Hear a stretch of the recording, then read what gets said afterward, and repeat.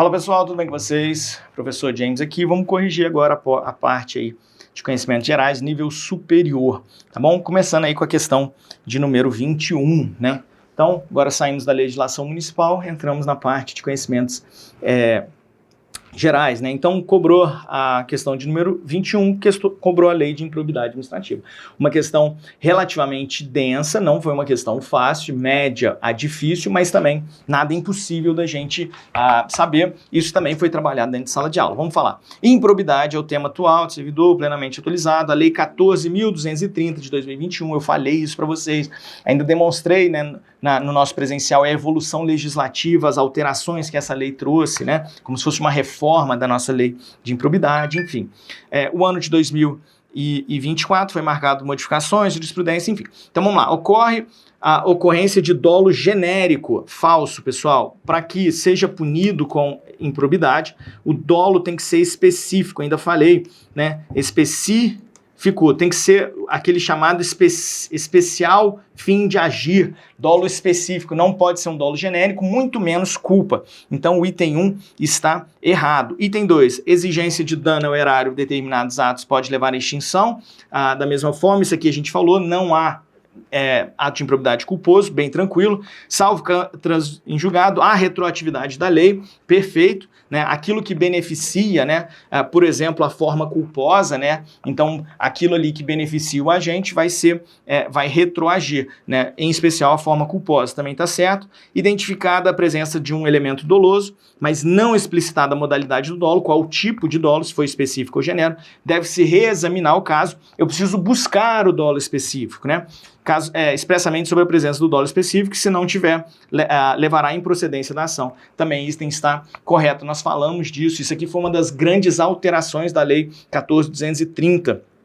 Tá? Então 21, letra D, 2, 3 e 4. Né? A grande alteração, não existe ato de improbidade na modalidade culposa, só na modalidade dolo, e eu preciso ter o dolo específico, especial fim de agir. Tranquilo? Então eu fico por aqui, um grande abraço e até a próxima. Gente, olá, vamos conversar sobre a prova que foi aplicada esse final de semana para a Prefeitura de Uberlândia? Olha só, agora eu quero conversar com vocês sobre as questões que foram apresentadas para os cadernos de nível superior.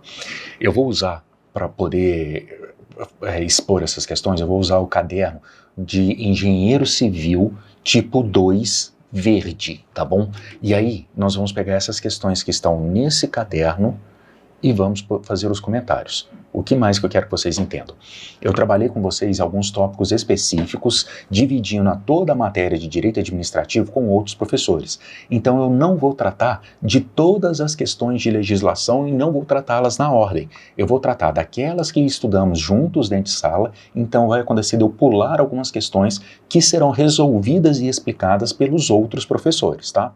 Olha aí, a gente começa na questão 22. A questão 22 tem um pouco a ver com direito constitucional, mas vamos entender o que é a principal pergunta aqui da 22. A respeito de direitos sociais e disposições gerais da administração pública constitucionalmente estabelecidos, no que tange a serviços não exclusivos e processo de descentralização, analise as afirmativas a seguir. Primeiro, é constitucional e não ofende a diretriz constitucional da participação popular no âmbito do Sistema Único de Saúde, o SUS, lei que dispõe sobre o programa de descentralização da execução de serviços públicos não exclusivos para as entidades do terceiro setor, desde que esse modelo de gestão seja conduzido de forma pública, objetiva e impessoal, sem prejuízo da fiscalização do Ministério Público e do Tribunal de Contas correspondentes quanto à utilização de verbas públicas. Aqui o que está tratando é Uberlândia, por exemplo, pode contratar empresas privadas para atuar na área da saúde, atendendo a população? Pode. Uberlândia é um bom exemplo disso. Então essa daqui a gente fica como uma opção verdadeira. Olha a segunda alternativa. A atuação das entidades no terceiro setor, dentre as quais se incluem as organizações sociais, as organizações da sociedade civil de interesse público e as organizações da sociedade civil, não deve se pautar pelos princípios que orientam a atuação estatal, em que pese essas entidades integrarem legalmente o conceito constitucional de administração pública. Esse não aqui deixa tudo errado.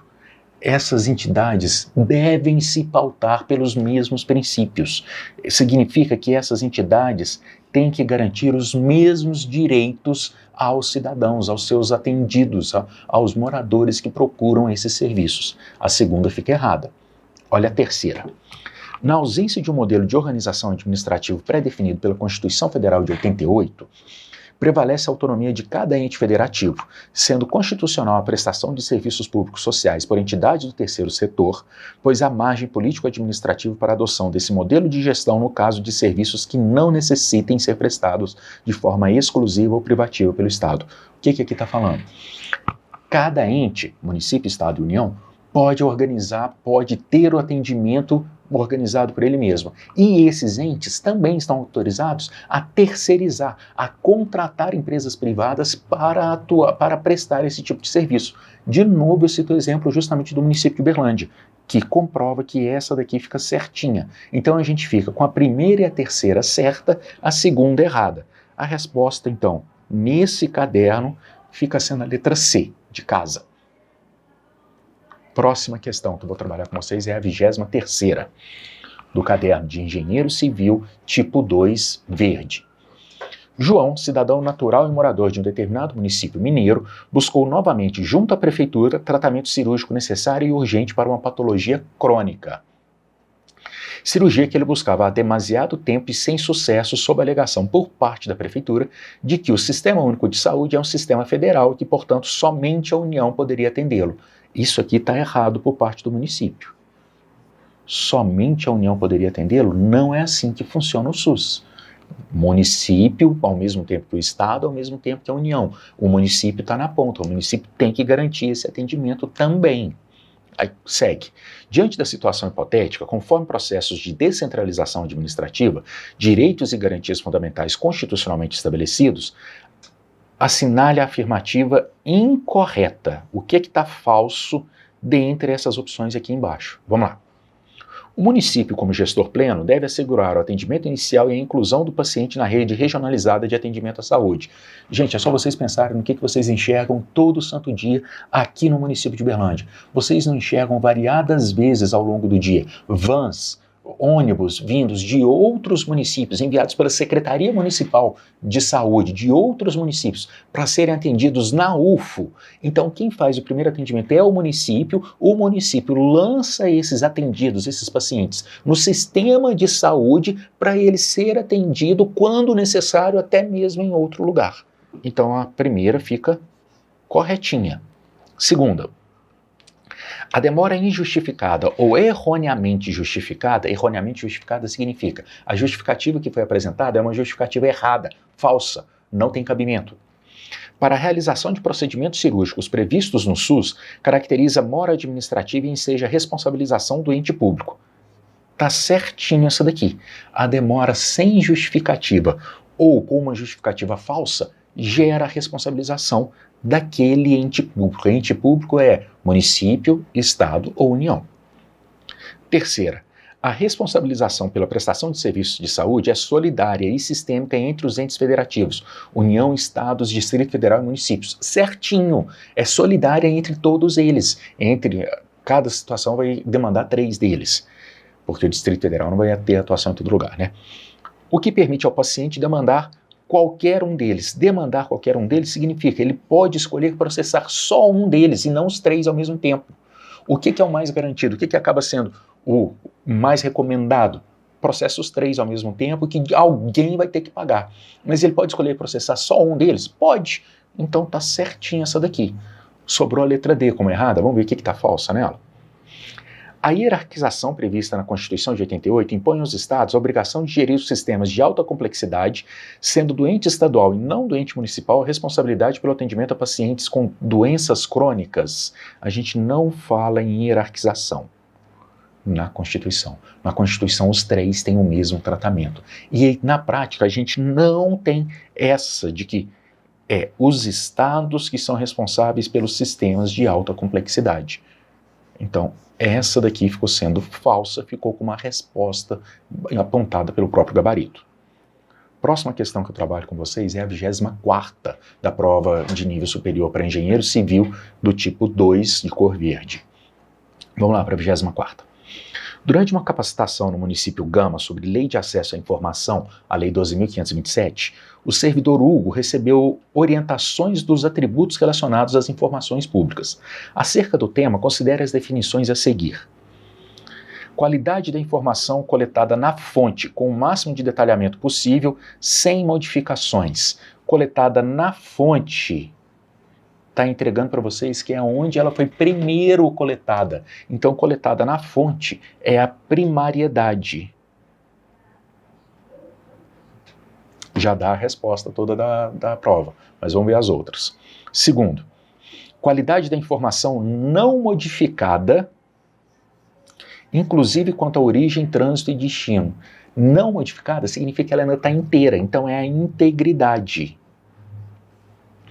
Terceiro, qualidade da informação que tenha sido produzida, expedida, recebida ou modificada por determinado indivíduo, equipamento ou sistema.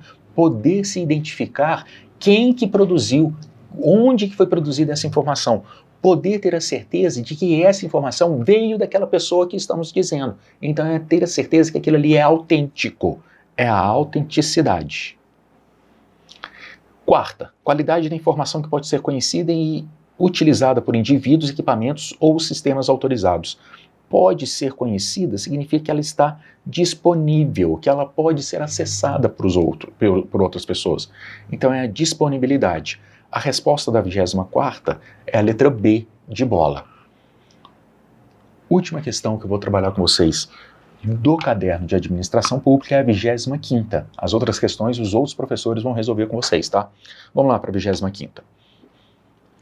Antônio, servidor público do município Beta, responsável pelo tratamento de dados pessoais dos cidadãos, cadastrados no sistema de saúde municipal. Dados pessoais já dá para identificar que a gente vai falar então sobre a LGPD, que é a Lei 13.709. Em uma situação específica, Antônio acessa o prontuário eletrônico do paciente Gabriel para verificar seu histórico de vacinação, a fim de agilizar um atendimento de emergência. Agilizar um atendimento de emergência. Esse primeiro acesso aqui está certinho. Ele é autorizado a fazer isso. A lei autoriza os trabalhadores da área da saúde a acessarem dados pessoais para a execução de tratamentos de saúde, para a execução de ações da área da saúde. Então a primeira está certinha de acordo com a 13.709. Segundo, posteriormente, Antônio compartilha o histórico de vacinação de Gabriel com Eduardo, outro servidor, que não possui atribuição para acessar tais informações, mas que solicitou o dado para uma pesquisa pessoal. Gente, o importante está aqui, ó. Ele não possui atribuição para acessar tais informações. Então esse compartilhamento foi indevido. O Eduardo não poderia acessar essas informações do Gabriel. Então o segundo foi errado. Com base na Lei 13.709 de 2018, a Lei Geral de Proteção de Dados Pessoais, assinale a afirmativa correta. Primeiro, o compartilhamento do histórico de vacinação com o Eduardo é permitido? Não, não é. Não se poderia ter compartilhado esses dados com o Eduardo. Ambas as ações de Antônio, tanto o acesso inicial quanto o compartilhamento, são considerados tratamento irregular de dados pessoais, pois não houve consentimento expresso de Gabriel. As duas não são irregular. A primeira é regular, a segunda é irregular. Letra C. O tratamento de dados pessoais por parte de Antônio é integralmente legítimo, uma vez que se tratam de dados de saúde, o acesso foi realizado pelo servidor público no exercício de suas funções. Gente, a segunda não foi no exercício das suas funções. Ela não é, então, legítima. A segunda foi justamente o compartilhamento não permitido. Foi um tratamento irregular. Nos sobra a letra D como resposta, mas vamos verificar. O acesso inicial de Antônio ao prontuário de Gabriel para o atendimento de emergência é legítimo, certo? Mas o compartilhamento posterior com Eduardo configura tratamento irregular de dados pessoais. Corretíssima. Então a resposta fica sendo a letra D, que foi a que veio no gabarito. Então 25ª, resposta a letra D, quarta opção, de acordo com o que está no gabarito.